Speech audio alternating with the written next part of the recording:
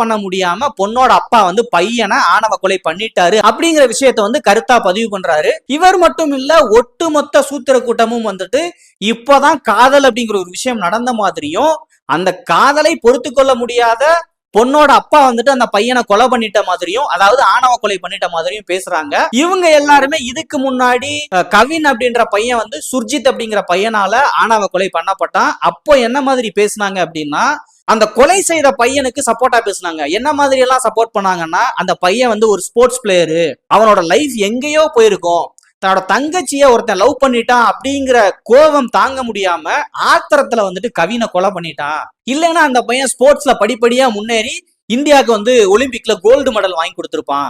இப்போ அந்த பையனோட வாழ்க்கையே கேள்விக்குறியாயிருச்சு. இப்போ அந்த பையன் ஜெயில கிடக்குறான். அது மட்டும் இல்லாம அந்த பையனை அரெஸ்ட் பண்ணது மட்டும் இல்லாம அவங்க அம்மா அப்பாவெல்லாம் அரெஸ்ட் பண்றாங்க. இதெல்லாம் வந்துட்டு ரொம்ப அநியாயம், அக்கிரமம் அப்படின்ற மாதிரி பேச